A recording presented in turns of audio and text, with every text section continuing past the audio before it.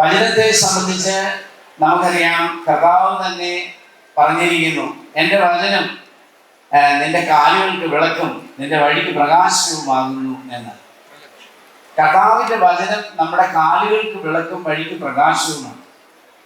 നമ്മുടെ ജീവിതത്തിൽ വചനം എന്ന് പറയുന്നത് എഴുതപ്പെട്ട ചില അക്ഷരങ്ങളല്ല, ചില അക്ഷരങ്ങളുടെ കൂട്ടായ്മ ഒരുമിച്ച് വരുമ്പോൾ നമ്മൾ പറയുന്ന വചനമല്ല.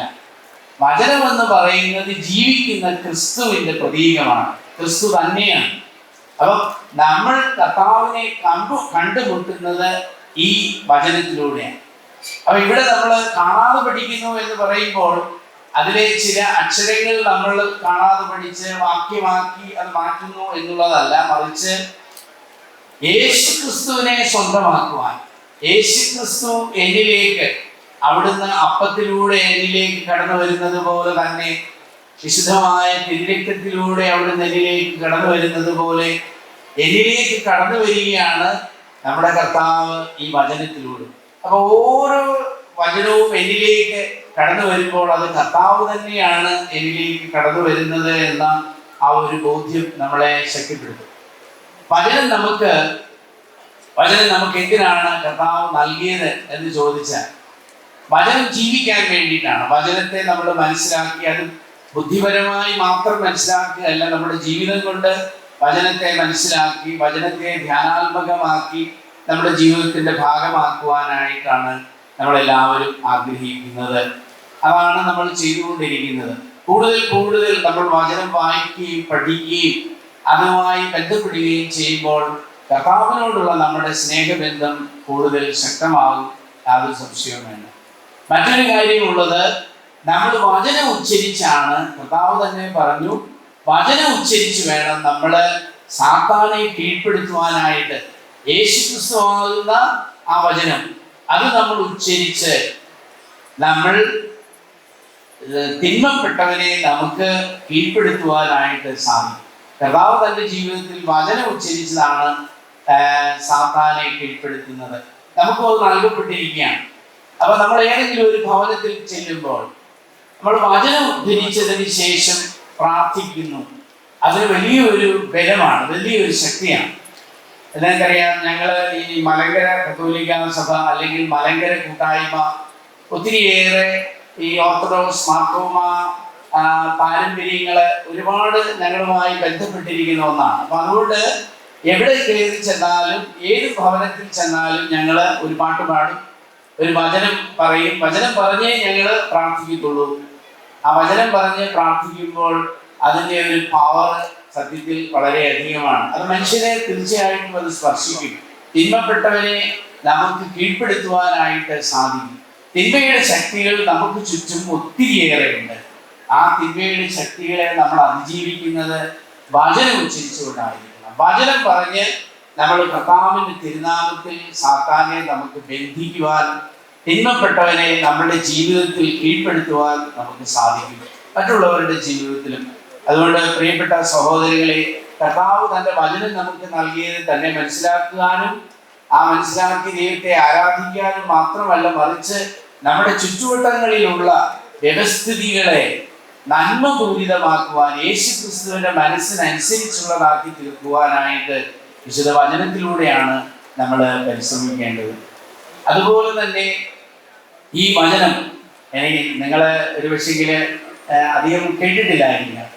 ഞാൻ ഒരു നല്ല കാര്യമായതുകൊണ്ട് അത് പറയുന്നത് നല്ലതാണെന്ന് എനിക്ക് തോന്നുന്നു. നമ്മളുടെ ഏഞ്ചൽ ബാബ എന്ന് പറയുന്ന ഓർത്തഡോക്സ് സഭയിലെ ഒരു ബാബാ തിരുമേനി ഉണ്ടായിരുന്നു, മാത്യൂസ് ദിദിയൻ ബാബാ തിരുമേനി ആയിരുന്നു. അപ്പം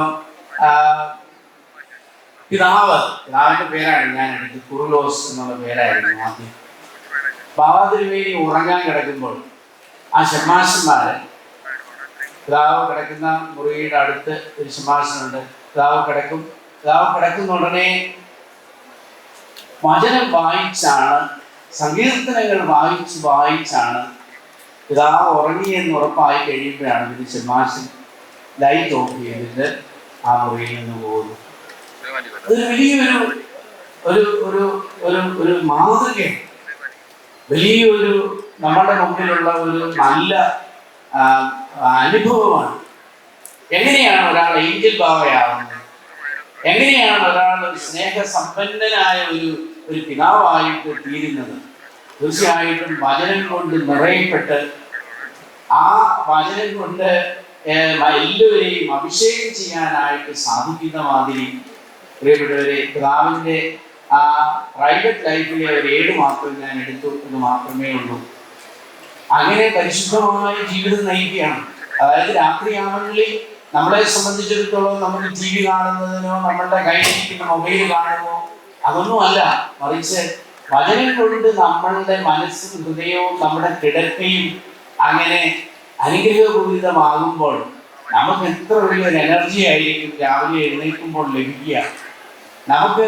നമ്മൾ എഴുന്നേൽക്കുമ്പോൾ തന്നെ നമുക്ക് ലഭിക്കുന്നതായ ഊർജം വളരെ വലുതാണ്.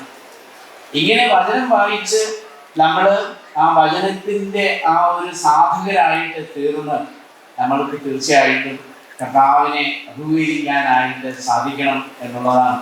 ഞാൻ ഇന്ന് വരുന്നതിന് തൊട്ട് മുമ്പ് ഞാൻ ഒരാളുമായിട്ട് സംസാരിക്കാനായിട്ട് ഇടയാണ്. അദ്ദേഹം എന്നോട് പറഞ്ഞ കാര്യം ഇതാണ്: കർത്താവേ, ഞാനൊരു സാധാരണക്കാരനായ മനുഷ്യനാണ്, കത്തോലിക്കനാണ്, ഞാനൊരു സാധാരണക്കാരനായ ഒരു മനുഷ്യനാണ്. എനിക്ക് ഒത്തിരി ജോലിയുണ്ട്, കൃഷി കാര്യങ്ങളും ഒക്കെ ഉണ്ട്. പക്ഷേ ഒരു കാര്യം ഞാൻ എപ്പോഴും ചെയ്യും.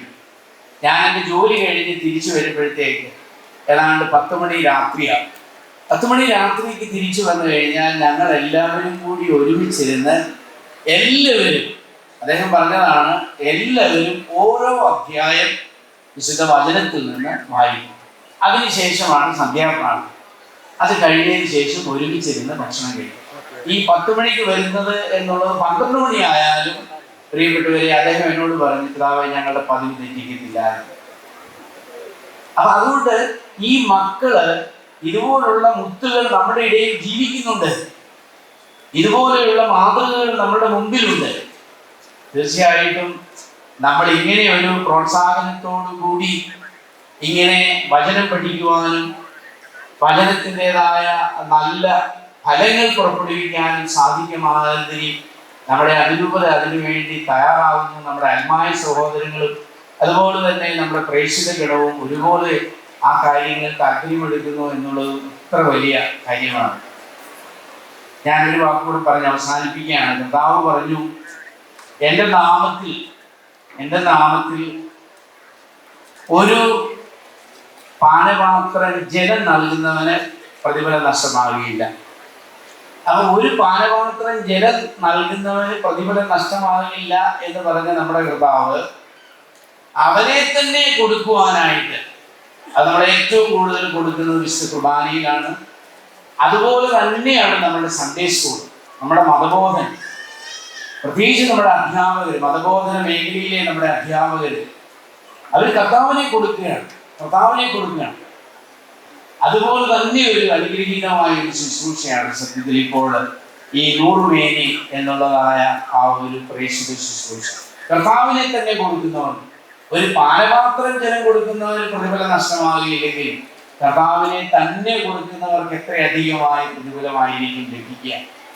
എൻ്റെ സ്നേഹമുള്ള മക്കളെ, നമ്മളുടെ പ്രതിഫലം മറ്റൊന്നുമല്ല, കർത്താവ് തന്നെയാണ്.